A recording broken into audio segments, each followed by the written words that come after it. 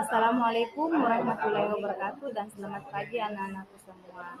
Jadi hari ini hari Rabu, kita berjumpa kembali dengan Ibu Herawati Asnur dalam mata pelajaran PPKN. Nah, setelah kita kemarin mempelajari materi bab 1 yaitu perumusan dasar Pancasila, jadi pada pertemuan ini kita akan mempelajari norma dan keadilan di bab 2. Nah, di sini kita akan mempelajari pengertian norma, macam-macam norma, fungsi norma, serta keadilan, pengertian keadilan, dan sikap-sikap perwujudan dari norma dan keadilan. Dalam materi bab 2 ini, yaitu norma dan keadilan, ada tujuan pembelajaran yang akan kita capai. Jadi setelah mengikuti proses pembelajaran ini, anak-anakku semua diharapkan kalian dapat yang pertama mendeskripsikan pengertian dan macam-macam norma. Kemudian mendeskripsikan macam-macam norma dalam kehidupan bermasyarakat, berbangsa, dan bernegara.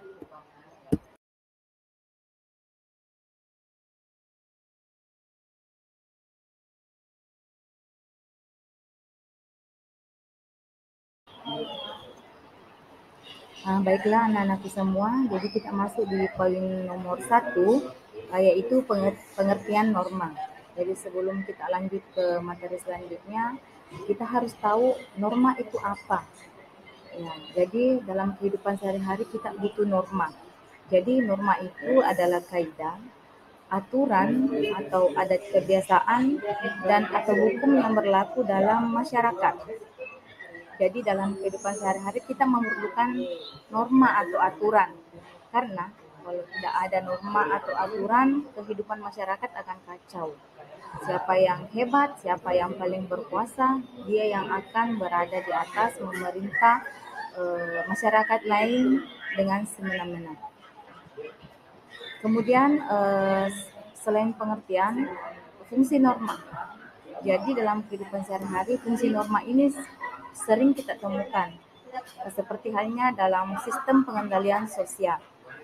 Kemudian pedoman dalam bertingkah laku dan menjaga kerukunan anggota masyarakat. Selanjutnya kita pindah di poin 2, yaitu macam-macam norma. Jadi sebelum kita lanjut membahas tentang macam-macam norma ini, Ibu punya lagu. Jadi harap anakku simak lagunya, kita bernyanyi bersama ya. Jadi lihat, 1, 2, 3. Macam-macam norma, semua ada 4. Janganlah lupa, semua harus diingat. Norma agama, norma kesopanan, norma kesusilaan, dan juga norma hukum. Siapa yang melanggar pasti kena sanksi. Siapa yang patuhi manusia terpuji. Aku bisa, kamu bisa, semua pasti bisa. Mari kita patuhi norma-norma yang ada. Jadi asik tidak menyanyi anak-anakku semua? Jadi ini kalau kita menyanyi, karena kalian suka menyanyi, yang suka menyanyi, kalian gampang mengingat tentang materi norma ini, khususnya di macam-macam norma. Jadi ada 4 norma ya anak-anakku semua.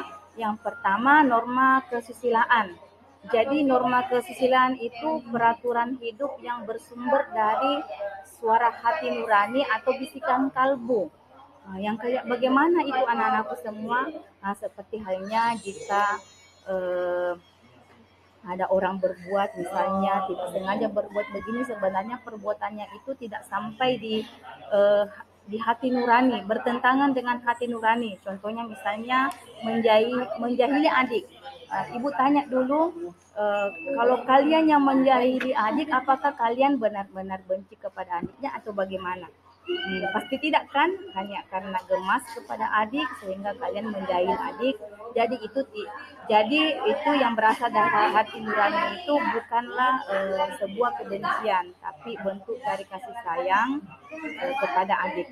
Contohnya lagi norma kesusilaan, tidak mengambil dompet seseorang yang terjatuh atau tertinggal, ya. Jadi tidak mengambil. Adapun sanksi dari norma kesusilaan ini tidak nyata.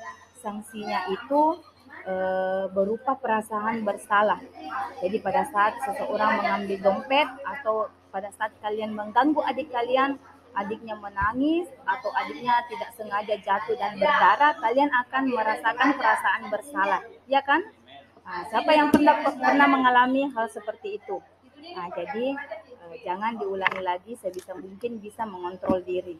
Jadi kemudian pindah di bagian B, norma kesopanan. Norma kesopanan ini adalah peraturan hidup yang bersumber dari pergaulan hidup manusia. Peraturan hidup yang berhubungan dengan pergaulan kita sehari-hari dalam kehidupan masyarakat, apakah itu dalam lingkungan keluarga, lingkungan sekolah, maupun lingkungan masyarakat. Jadi misalnya tidak berkata kasar kepada orang tua, apalagi dalam agama kita melarang mengatakan saja, itu kita berdosa kepada orang tua. Sanksinya ini norma kesopanan bisa kelihatan nyatanya, karena dalam pergaulan seseorang yang suka berkata kasar bisa jadi dijauhi dalam pergaulan masyarakat itu. Bisa dia dikucilkan karena sering berkata kasar atau sering berbuat yang bisa membuat orang lain tersinggung. Jadi selanjutnya lagi norma agama. Norma agama ini saya rasa kalian semua tahu tentang agama kan, karena kita masing-masing memiliki agama. Jadi norma agama yaitu peraturan hidup yang bersumber dari wahyu Tuhan. Jadi semua agama memiliki kitab suci yang jadi pedoman kita dalam berbuat dalam kehidupan sehari-hari kita. Salah satu contoh norma agama adalah melaksanakan ibadah sesuai dengan ajaran agama yang dianut. Jadi kita diharapkan rajin melaksanakan ibadah, salah satu perintah dari agama kita. Misalnya umat muslim, salah satu contohnya apa? Misalnya sholat 5 waktu.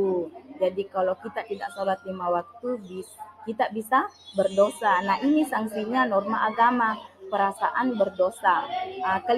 Kelihatan tidak, nyata tidak, hanya perasaan berdosa karena keyakinan kita pada agama kita bahwa jika kita melanggar perintah kita akan berdosa. Jadi sampai situ anak-anakku semua tentang norma agama. Bisa dipahami anak-anakku semua? Kemudian norma yang terakhir yaitu norma hukum. Norma hukum ini peraturan hidup yang dibuat oleh badan-badan resmi yang bersifat mengatur dan memaksa setiap warga negara. Jadi peraturan hidup yang dibuat oleh badan-badan resmi artinya dibuat oleh pemerintah negara kita yang bersifat mengatur. Nah, di sini ada tanda kutip, taruh tanda kutip kata mengatur dan memaksa setiap warga negara.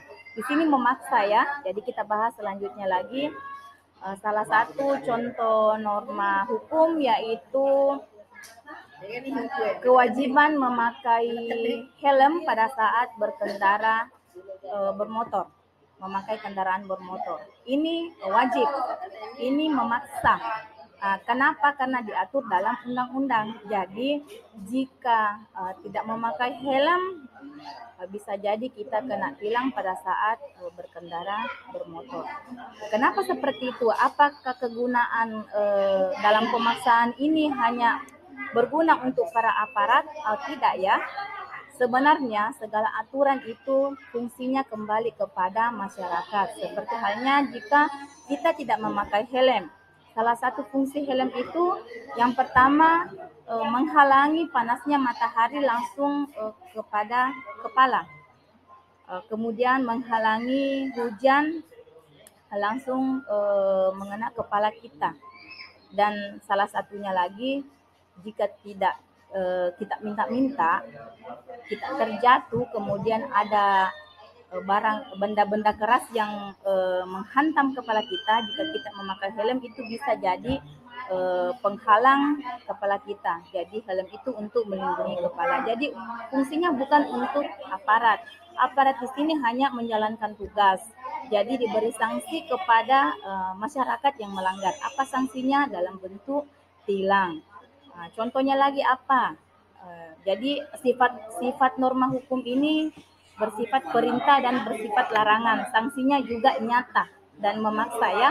Coba lihat pada saat ada seorang pencuri yang ditangkap, kemudian dipenjara, kelihatan tidak sanksinya?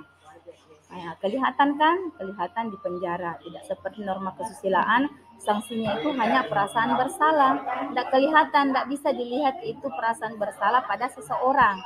Tapi pada norma hukum sangat nyata kelihatan.